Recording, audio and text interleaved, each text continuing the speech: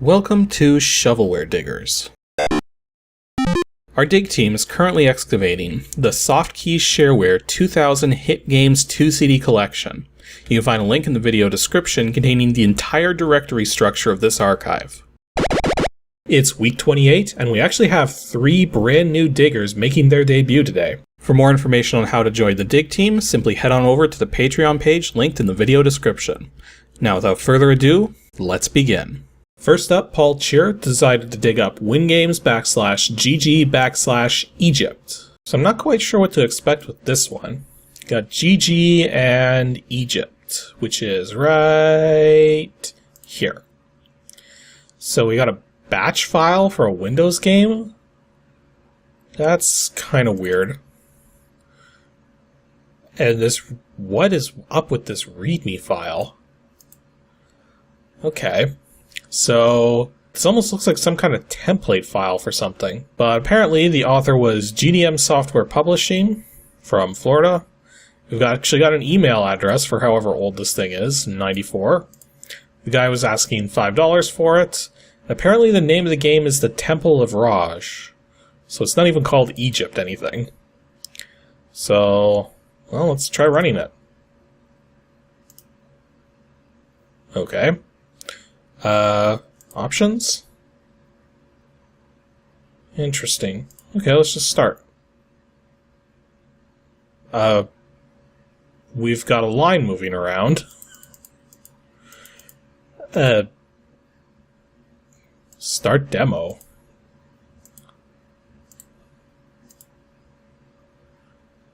So is this even a game? Yeah, I got a feeling this is not really a game, but just because I can't do anything. There's like no interaction here aside from this one button. Yeah, I'm really not sure what to say about this thing. It's like just a whole bunch of just random graphical things from the looks of it. But yeah, there doesn't seem to be anything special going on here in terms of a game or... Wow, that's really weird. Okay, a screen blanker that'll put a color image of Raj randomly bouncing to and fro, as well as various other patterns, with Egyptian hieroglyphics in the background. Okay, I think I know what's going on here. This is meant to be a screensaver. Yeah. Because a program like this, with a constant image and then black bars at the side because it's only tiling in one direction, is seriously going to keep your screen from being burned in. Oh...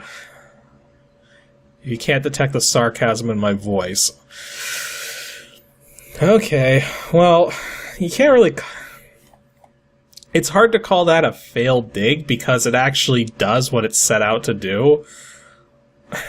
But it doesn't do much. And in fact, its entire purpose is just negated by how it's functioning. I mean, that's one of the problems with screensavers in general, is that in order for a screensaver to really do what it's supposed to do, it has to have an image which changes every single pixel to a various degree, or has all the pixels equal to a various degree. And this is not that kind of program, because you've got this static image in the background, and you've got these different patterns. It doesn't even change the patterns while it's going on. So, like, I mean...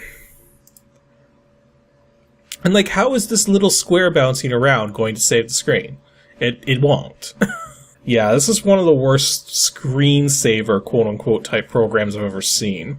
Just from the nature that it's not really designed well.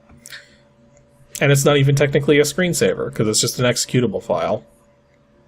Well, yeah, screensavers are executables, but it's complicated when it comes to how Windows does its screensaver stuff. But yeah, nothing more to say about this. Now, Jim, yeah, he's just going by Jim, no last name or anything. He had a successful dig, but before his successful dig, he had a failed one. DOSGAMES /arcade /Alien War. And this one failed for, well, stupid reasons. So any key to begin. Alien Worlds by S. Larrett. And I'm back to DOS. Okay, so there are a couple files here that I was able to load up and read, and they don't say anything other than just running the alien.exe file. I've tried doing cycles changes, I've tried altering DOSBox settings. I can't get this thing working. So that's unfortunately a failed dig. This looked like it might have been something substantial, but I don't know, maybe it's like missing certain files or something that it needs. Oh well. Jim's successful dig is DOSGAMES / arcade / Battaglia. Let's see if we fare any better with this one. Okay, only 4 files. Oh, this is another basic one. Wait a minute. Wait a minute. Look at that file date. 31st of December 2107? Do we have a game from the future or something? Well, doesn't look it. Well, we have something apparently called the Wright Brothers. Kent Fletchett and Brad Bear presents The Wait is Over, Battaglia. It looks like a really badly drawn TIE fighter. Battaglia menu. Instructions or play. Well, let's go with some instructions. Traveling throughout the galaxy carrying illegal contraband, you and your partner have successfully evaded the galactic police. Until now. 5 exclamation marks. You're caught in the act, and the penalty for this illegal action is known across the universe. And it doesn't tell us what the penalty is. You must fight to the death with your co-pilot in the dreaded labyrinth where 2 men enter and only 1 man survives. Wait a minute. Wait a minute. So you mean that... Okay, that's... That's the dumbest punishment in the world. Everybody involved has to fight to the death and only 1 person's allowed back out into the... Oh, man. Okay. So, keys. A, Z, X, C, O. I already don't like this key combination. Okay, you wanna do stupid key Wait a minute. Your objective is quite simple. The first one to reach 10 hit points wins. The games begin. Whoa, it's going really fast. Let me slow it down. I have it really freaking slowed down, and it's still going really fast. So, okay. So every time you fire in 4 directions. It looks like it's a 2-player only game, because the second player is over there, and the second player's not really doing anything. And the board changes whenever you... Well, one thing's interesting is that for such an old game, it actually has proper keyboard controls. I can actually push 2 keys at the same time. But here's the thing, is that with a game like this, even on an older system where multiple keys can be held down without any issues, usually, this one's probably still going to have those kinds of issues, where people will just... When there's too many keys being held at once, it's just going to miss some of them. It's just the nature of keyboards. So I'm guessing there's even more... No, it's still completely cleared. Oh, here's a new one. So it's probably a random board each time, I'm guessing. Yeah, maybe. So let's see what happens if we actually completely destroy the opponent.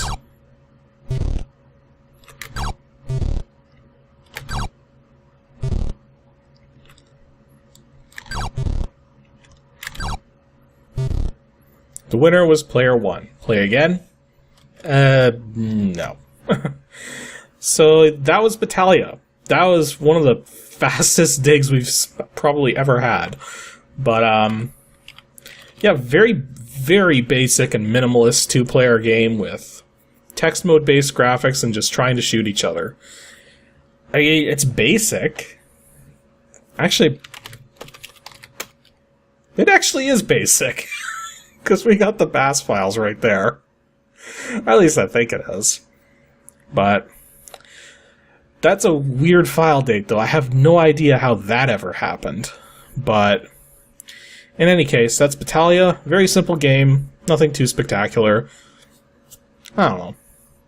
It's only two players though, so I guess if you really wanted to really experience, you'd kind of have to have someone else with you. Oh well.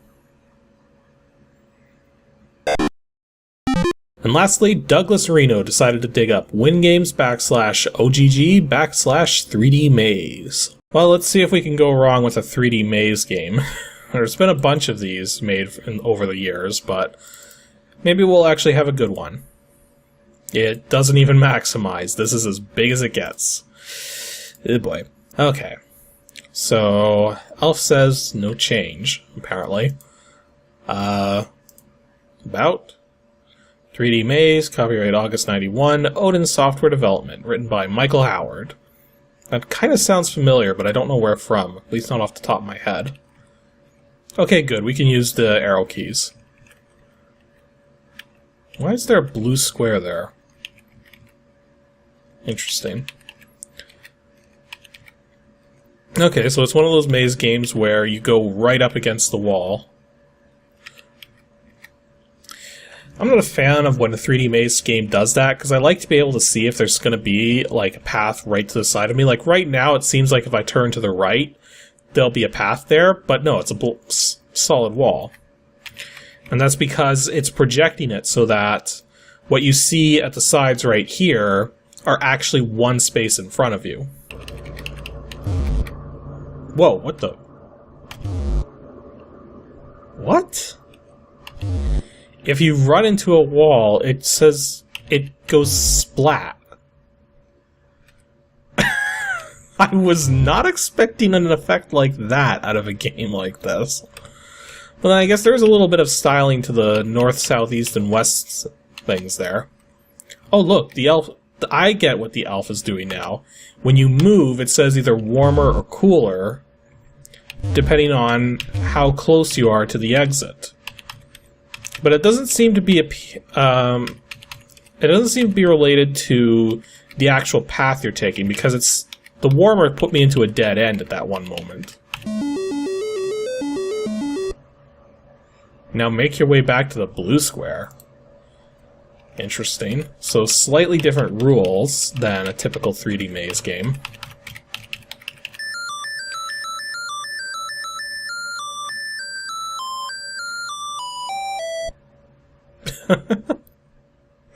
This is kind of bizarre.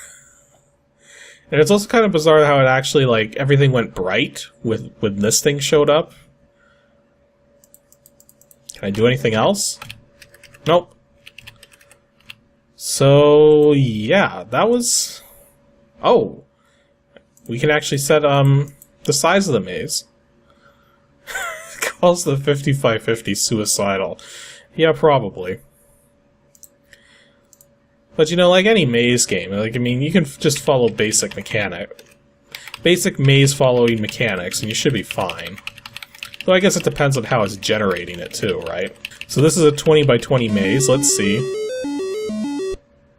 Okay, so now we'll follow the left wall, because I was hugging the right wall before.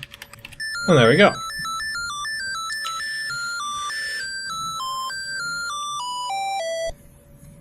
So it's not a terrible 3D maze game, but there's nothing much to it. Just go through the maze, you don't even get a map.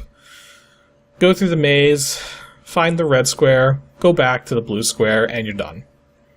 And you can't even make it any bigger than... yeah. Like, I mean, we could try to... Nah, clicking and dragging doesn't even work. Oh well. I have no idea how much the guy was charging for it, though. If anything. Yeah, $15, that's kind of much for a game that doesn't really do much. Well, actually, those New Zealand dollars. That's a kind of like... Okay, so... this first showing with this brand new group of diggers, like, I mean, you can't fault them for the contents of these folders. As I've said before, occasionally you're going to dig up some really fun stuff, but you're also going to be digging up things that, you know, probably were better left untouched or completely forgotten or something.